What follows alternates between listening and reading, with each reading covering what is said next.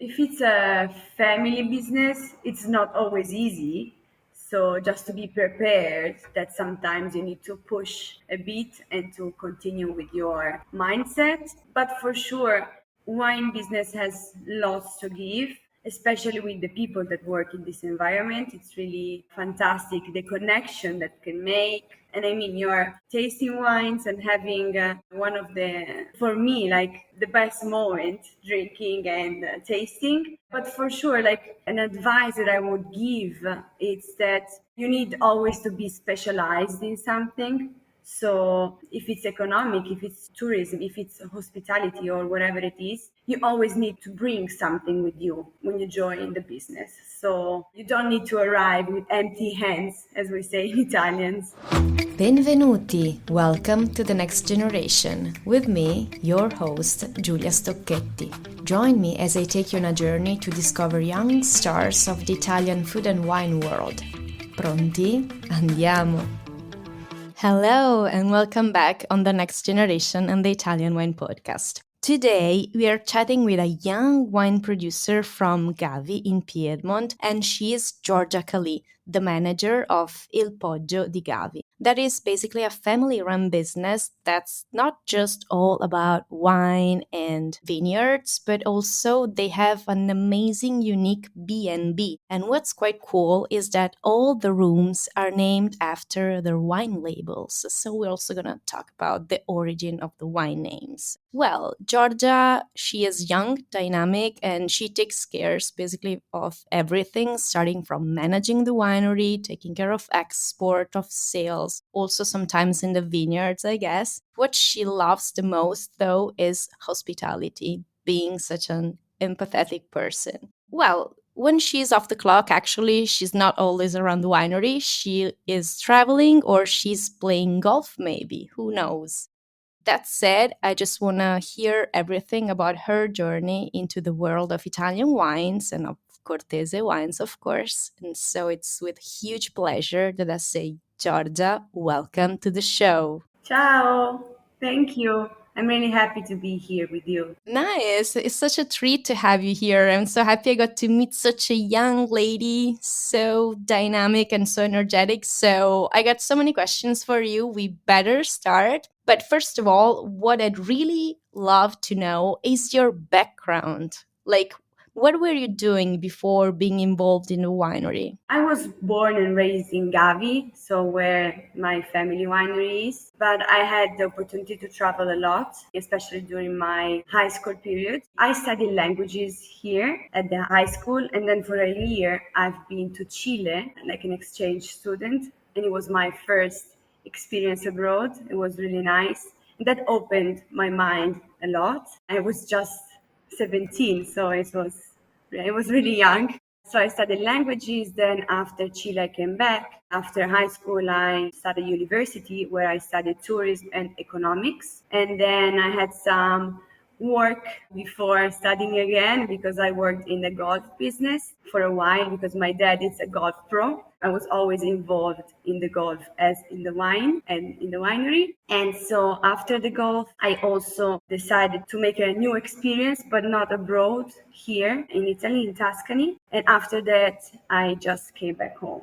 So this is a bit my background, but I also always try to improve myself. So this year I had a master in marketing and communication on the wine in Florence, and that was really, really nice. So I'm now really connected to all the marketing and communication. So I always want to improve. Wow, that's impressive. I mean, you were in Chile when you were 17 years old. So I guess you studied Spanish, right, among the languages? Yes. And I also went to Spain for my Erasmus during university. Spanish is more like my first language, more than Italian. It's beautiful. But if you have to choose between the two, what was the best experience? Like, would you go back to Chile or to Spain? Totally different experiences. The first one, I was really young and I need to explore like life alone. Didn't know anything about it. It was really different, but probably Chile was the experience that changed my life. So if I need to go back, I will go. to Chile for sure. But before going back to Chile, you went back to your family run business in Il Poggio in Gavi. Why have you decided to following in your mom's footstep?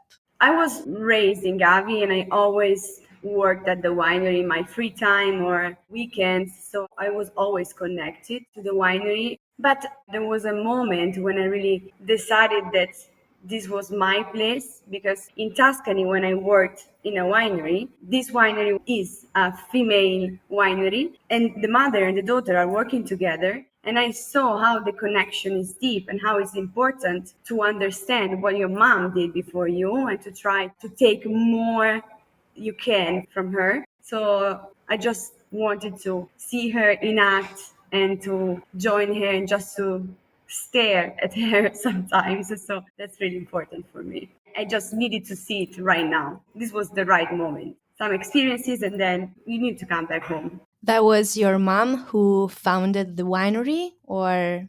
So everything started with my grandma in the 80s when she inherited like a farm on the top of the hill and vineyards around. But she was into the interior designing world, so she didn't care that much about the wine production. So my mom was the one that made like a big deal of the business. She increased the bottle, we made lots of investments. So we are now a team. So this is our first job. So An amazing female winery founded by your grandmother, who was an interior designer. Then your mom came. And what's your mom's role? she's more the winemaker.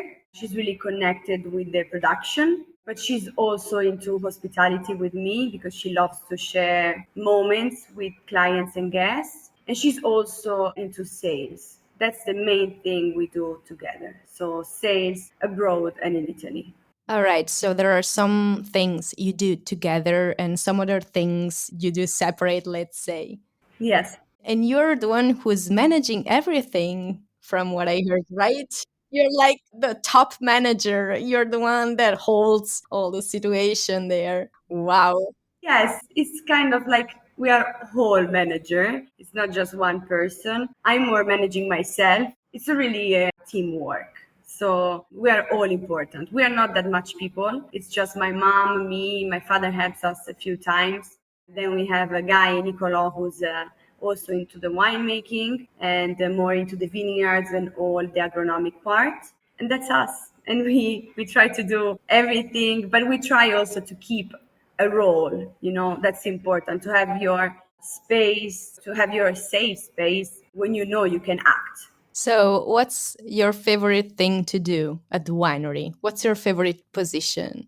I would say like hospitality, like wine tastings. I love like normally, when you're waiting for a wine tasting, you're always, oh, how long it's gonna last? And then when I start, I never want to stop it. So I really love to enjoy the moment with the guests and clients. But I also love to plan events for us, maybe with other producers or with members of association that we take part of, or maybe just events for our clients, our guests. So I'm really always thinking on new things to do here at the winery.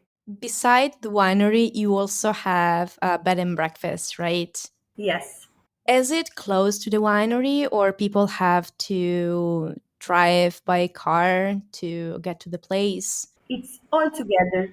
Okay, so can you please like drive us through the Poggio place in Gavi for who has never seen the place, has never been visiting, so we can picture ourselves the beautiful place you're living in, please? Yes, sure. So Il Poggio is the house we have on the top of the hill, which is surrounded by vineyards. And over there we have the B&B. Right now we have 6 rooms. And as you were saying before, they are all named after a wine. We started with the still whites, and then we had the red, and then we're going with the sparkling right now. So at the top of the hill, we have the house, the B&B, and then just 80 meters under, like at the end of the vineyards, more or less, like just next to the vineyards. We have the wine tasting area that we built brand new in 2019. So we have this nice spot where we have place outside, but also inside. Here we do wine tasting events, but also underground. Like under, we have a stock and some labeling machine and different area that we use for the packaging and all that part. So you do everything at the winery, from the harvest to the final bottle, all the processes are done there at Il Poggio.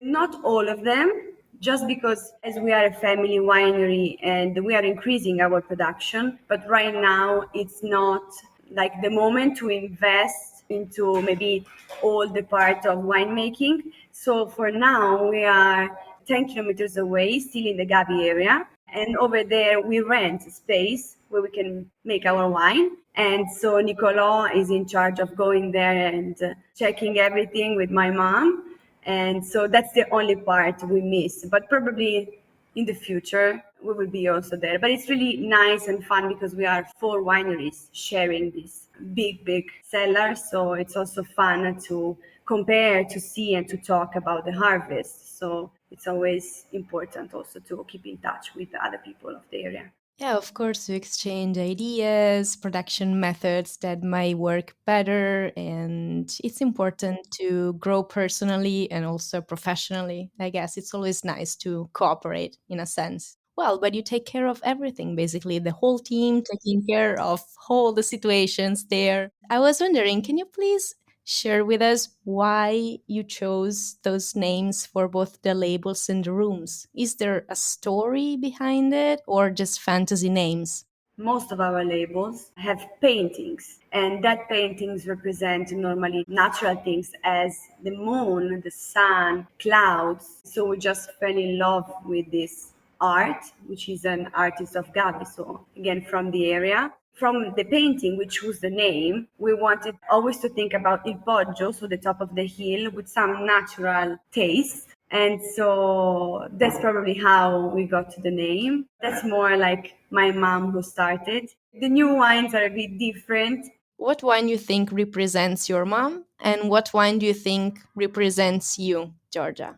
So the wine that represents my mom, for sure, it's the sparkling Metodo Classico, which takes her name. So it's Francesca Poggio, and that's a 64 months Metodo Classico. So something a bit aged but bubbly. So for her, probably that one. And for me, I would choose probably our Eco, which is new. It's a metodo ancestrale, so it's a bit a new style, a new generation wine, and it pairs with everything. You know, it's bubbly but not too much, so it's a good compromise between sparkling and a white. So I would choose that one for me. Maybe because it's something new, it's something that we're doing from not that much time, and it's something that really represents my personality, probably. Cool, that's cool. And it was your idea to go for this metodo ancestrale, or Nicolaus or your mom? Who came up with this? My mom came up with this because we started with the ape, who's like, let's say, the cousin of Lego, which is a metodo classico, but they are really similar one to the other. And after that, we needed something more. We are always experimenting, and that was like her next step. So she was really into it. But I am too, so I always try to say her, yes, let's do it. Let's go forward. Let's go together. So Yeah, keep on pushing. That's fantastic. Keep on experimenting and making different wines. I asked you about the wine that represents you, but what about a typical day of yours? And what would be a typical dream day for you? I don't have a typical day. It really depends on the season, on guests, because I'm also in charge of the B&B. So sometimes I step from the winery to the B&B, and I can't tell you I have a regular day. But that's the fun part of our job. It's really dynamic.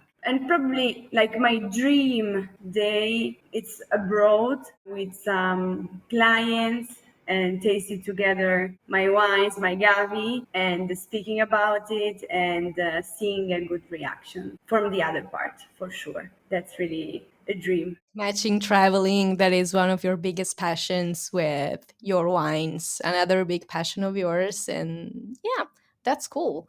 But you also do both nowadays. So you have some dream days during the year when you travel to promote your wines. Yes, yes. Do you export a lot to different countries, or your sales are most local sales? Let's say the 65-70% it's sold abroad. The rest it's normally here in the cellar and some clients in Italy, but we sell abroad in different countries. I would like to expand just to increase the production more and more. So our goal for sure is to increase the production and after that to spread our wine all over the world more than it is right now. So this is the projection. So, from what I got, you travel more for business than for leisure, or you can do both. Normally, when I travel for business, I can have some time for myself too. So that's a combination of the two. But I try also to take some time for myself during the year as traveling is one of my passion. I always try to take like maybe a few days for me and to travel in some new places. Maybe not every year can happen, but when it can, I really enjoy. So, is there any favorite destination you've been to recently? Something really funny that it happened to me. It was like in July, so a month ago. I went to the US in a new area that I've never been before, which is Missouri and Kansas. I've been to Kansas City and St. Louis. And I've been there for a few days. And I have a really good friend from Gavi. She's living in New York right now. And she knew that I was going to the US and we're not seeing each other. And so she decided to take a plane and to come to visit me in St. Louis. And we had this amazing visit of the city together. And it was just the most amazing day for me, combining friends, work, wine all together. And probably St. Louis has a really space in my heart right now. So I really enjoyed that much. I was so happy. It was so funny and everything. So really, really nice. Oh, wow. And then your friends surprising you that way. That must been so special, like an amazing moment. Is this reality or am I dreaming? Are you here, like for real? And just for like 20 hours. So she made such an effort to come and it was amazing. Amazing. I loved it. I was thinking, being now involved 360 degrees in the family business, how do you see yourself in the future? Do you think you're going to invest and put your effort, your energy in this? Or you think one day you might change and do, I don't know, something else? For now, I don't have long term plans. I try just to enjoy day by day and to make like easy plans or a year or 2 years. So I'm not sure about it. For sure, one of my biggest dreams is to have a place where I can host more and more people. For sure, I would like to keep the winery. So maybe if I'm going something else or open something for myself, I will always keep the winery. So that's too important for me. So your mom must be so proud. But I don't know your dad, who's a pro at golf. So I don't know how you combine the two. Do you invite your dad playing golf in the vineyards? I don't know, doing some special tracks for him? We always think about making, a golf hole here somewhere between the vineyards, but then we stop because it's too much. But I would say my dad is a bit jealous of my mom that I'm a bit keeping the golf apart and I'm focusing more on the wine. But I can always play golf. It's always going to be there. So, it's something like